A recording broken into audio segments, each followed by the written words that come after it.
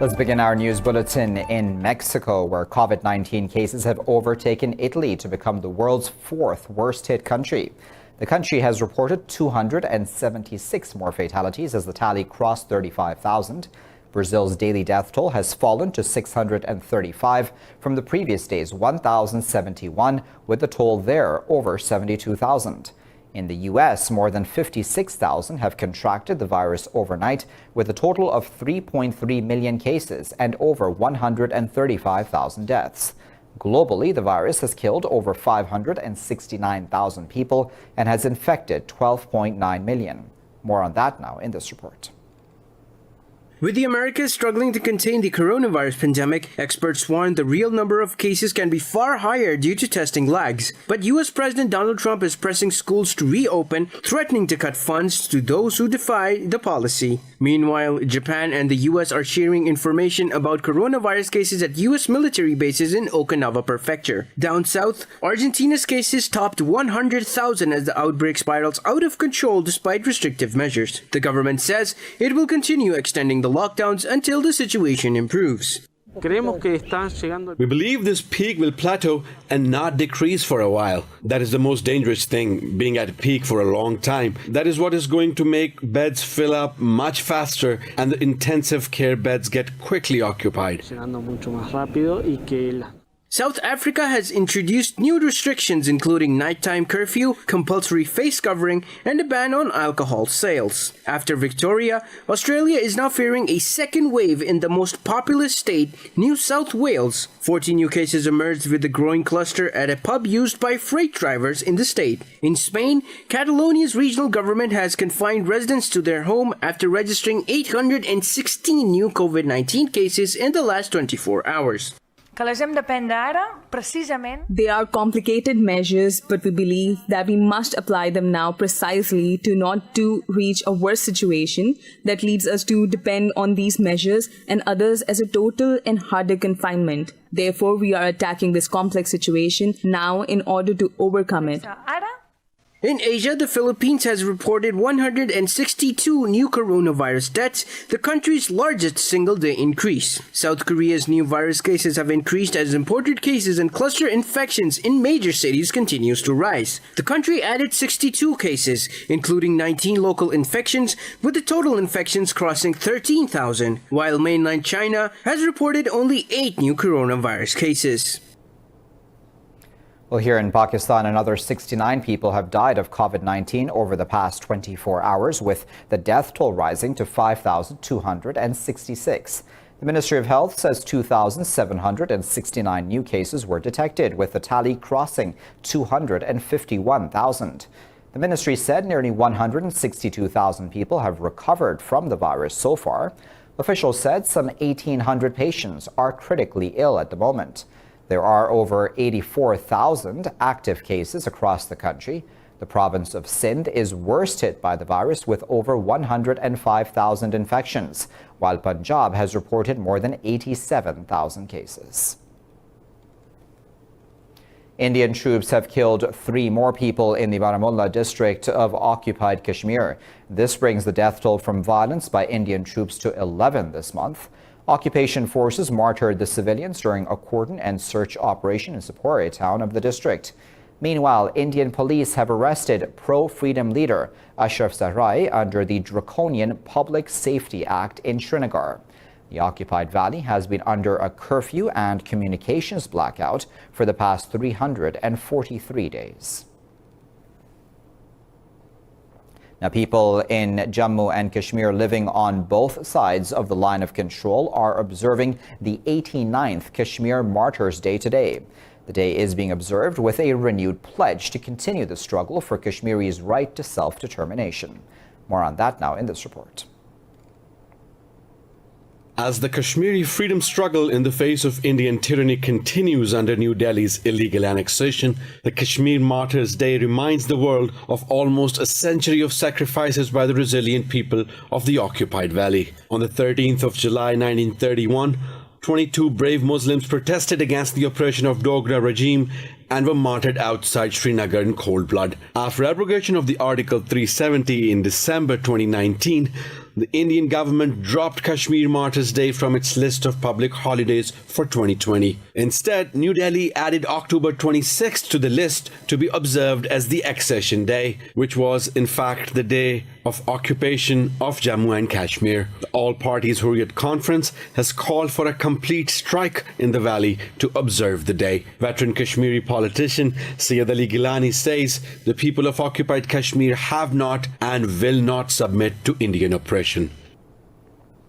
Well, in his message, on Kashmir Martyrs' Day, Pakistan's Prime Minister Imran Khan said the day is not far when Kashmir will be liberated from the clutches of illegal Indian occupation. Prime Minister Khan said he salutes Kashmiris for their continued struggle against the barbaric occupation of Jammu and Kashmir.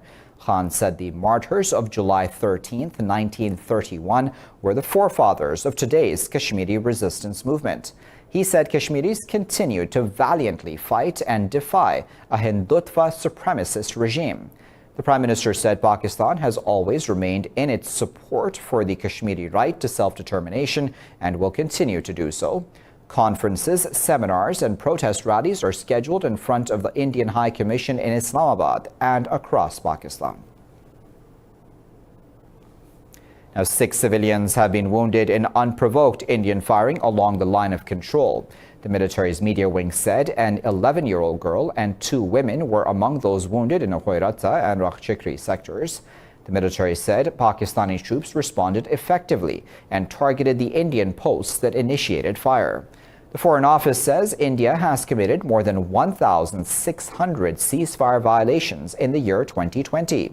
Spokesperson Aisha Faruqi said 13 civilians have been martyred so far. She called Indian actions along the line of control a threat to regional peace and stability. Now, Pakistan's military has said it's killed 4 terrorists in an intelligence-based operation in the northwestern province of Khyber Pakhtunkhwa. In a statement, the military's media wing said 4 soldiers embraced martyrdom during the encounter in the North Waziristan district. It said the clash occurred close to Miran Shah near the border with Afghanistan. In May, 7 soldiers were martyred in 2 separate terror attacks in Balochistan. Well, the Taliban have released another 10 Afghan security officials as part of a prisoner swap under the Doha peace deal. In a tweet, the group's spokesperson Sohail Shaheen said the detainees were released in Kandahar province. The Taliban spokesperson said the released men were given money as transportation fare. The prisoner exchange is part of a February deal which the U.S. had signed with the Taliban in Qatar. The agreement requires Afghan authorities to set free nearly 5,000 Taliban fighters and 1,000 government soldiers.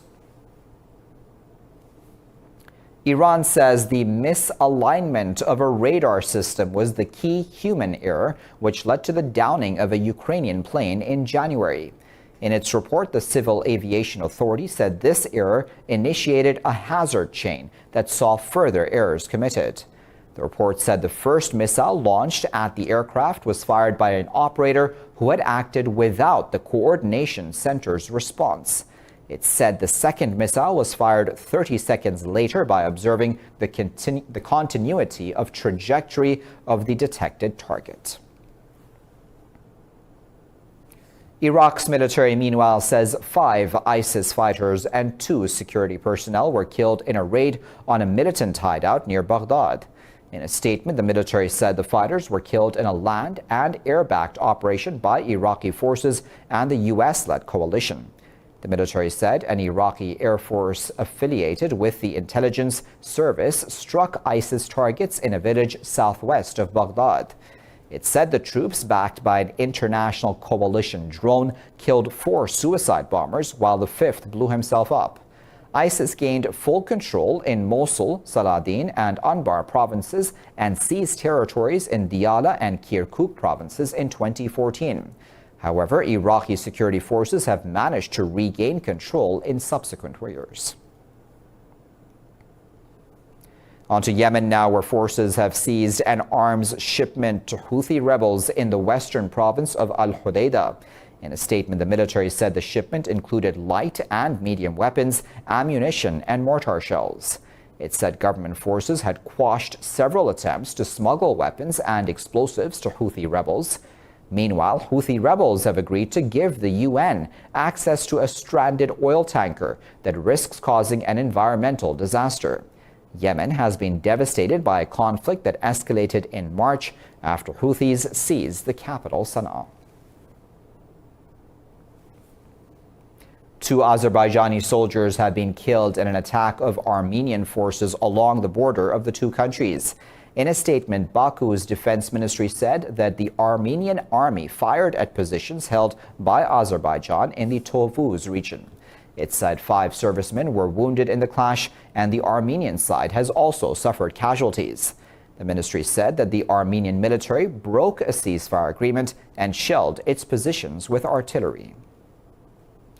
On to Hong Kong now, where hundreds of thousands of people have voted in pro-democracy primaries, despite warnings that doing so may breach the new security law. The 2-day vote will determine the opposition candidates for September's elections to the Legislative Council. Organizers set a target of 170,000 voters across the weekend, but officials said that more than 600,000 people took part. Long queues formed with people voting via their mobile phones after having their identities verified. I'll be back after this break with plenty more news. Stay tuned.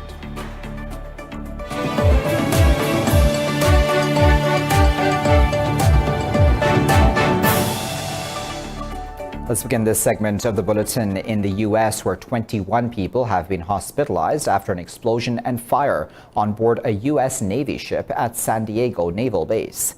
U.S. Navy spokesperson Mike Rainey says the 17 sailors and 4 civilians did not have life-threatening injuries. Another spokesperson, Rear Admiral Charles Brown, said the injured sailors mostly sustained smoke inhalation and minor burns. He said about 160 sailors were on board and all have been accounted for, while the ship normally carries a crew of about 1,000. The commander of the Navy's Expeditionary Strike Group 3, Rear Admiral Philip Sobek, said the cause of the explosion was unclear. Sailors and commands or ships all around San Diego are fighting to save USS Bonhammer Shard. Alongside our friends at Federal Fire in San Diego, we learned that approximately 08:30 this morning, a fire was reported in the lower vehicle storage area on board Bonhammer Shard. Now, exit polls from Poland's presidential election show the incumbent president, Andrzej Duda, has held a slim lead with a fraction of over 50% of the vote. He faced Warsaw Mayor Rafał Trzaskowski in Sunday's final runoff election, who secured over 49.5% of the vote. In the first round of the polls held on the 28th of June, Duda took a lead but failed to achieve an all-out majority. The election has been widely seen as a battle for the country's future, as well as its strained relations with the EU. Duda has strongly backed most government changes to the judiciary, which the EU says has undermined the rule of law. The president is an ally of the ruling Law and Justice Party, who said the final vote count will show the seriousness of the challenge the opposition poses. Like I said during the campaign, there is and there must be a place for everyone under the white and red flag, our common flag, and the national anthem. And all of us should work to make sure that everyone feels that there is a place for them. Spain's autonomous communities of Galicia and Basque have held regional elections in a protected environment amid COVID-19. Authorities barred all people who were tested positive for the virus. Basque's largest city, Bilbao, increased the number of polling stations to ensure social distancing. At least 461 infections have been reported in Galicia and Basque just in the last 24 hours, while Andalusia recorded 349 cases. The recent surge has resulted in lockdowns in both regions. Meanwhile, Spain's famous holiday spots, Aragon and Andalusia, have announced they will make it compulsory for people to wear face masks from today. Well, the leaders of Serbia and Kosovo have held video talks chaired by the EU as they seek a solution to their lingering territorial dispute. The EU Foreign Policy Chief, Josep Borrell, called on the two sides to show political courage to find a way forward. He said the lack of a solution was restricting economic progress and risking instability. Borrell said the aim was to restart serious and intense work on normalizing relations between the two sides. The EU Special Representative for the Belgrade-Pristina dialogue, Miroslav Lajčák, welcomed the move. Turkey says Libya's government will agree to a ceasefire only if Khalifa Haftar withdraws his forces from the country's central and western regions. In an interview, Foreign Minister Mevlut Çavuşoğlu said the Tripoli government is determined to resume its offensive against Haftar. He said Russia presented a ceasefire offer during last month's talks in Istanbul with a concrete date and time. Çavuşoğlu said Libyan government officials have stated their preconditions on Sirte and Jufra following Ankara's consultation with them.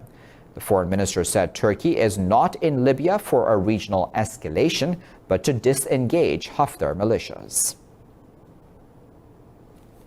On to Nigeria, where 22 people have been killed in armed attacks on some villages in Kaduna State. Police said many others have been wounded and have been kidnapped in the Zangon Kataf area.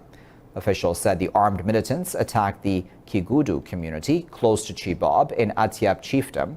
They said 10 women were among those killed. Authorities said security forces were sent to the area while a 24-hour curfew has been imposed. The country's northwest has seen occasional clashes between the herder Fulani people and neighboring sedentary tribes. In India, floods have ravaged Assam and Bihar, where more than 40 people have lost their lives and hundreds of thousands have been displaced. Locals in the worst-hit Chirang district were seen wading through waist-deep water after heavy rainfall lashed the region. Assam's Minister Chandan Brahma said locals and the public are working together and are helping each other during the floods. Earlier, Brahma surveyed the flood-hit areas in Chirang. Meanwhile, the situation looks grim in eastern Bihar's Muzaffarpur district, where intense rainfall has inundated residential areas. Assam has been hit by seasonal flooding each year, forcing the state and federal governments to spend millions on flood control. Well, the death toll from torrential downpours in Japan have caused severe floods and landslides and have risen to 70. State media said there are 13 people still missing. The Fire and Disaster Management Agency says at least 12,600 homes and buildings in 20 prefectures have been destroyed, damaged, or flooded. Meteorological officials said further heavy rains are expected over the next 2 days, and some regions may receive up to 12 inches of rain. State media said Prime Minister Shinzo Abe will visit flood-affected areas in Kumamoto Prefecture today. The southern island of Kyushu has been battered by heavy rains for more than a week.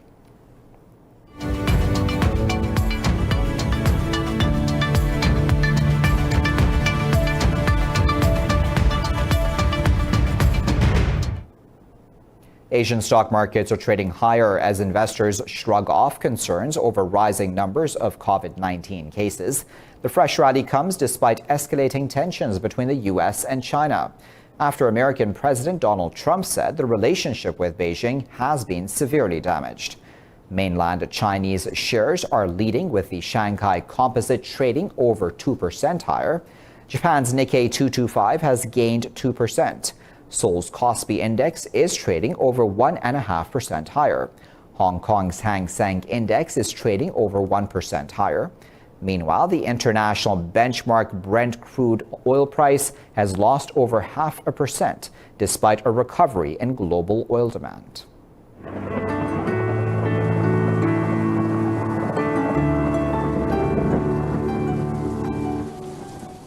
Time now to find out what the weather is like around the world.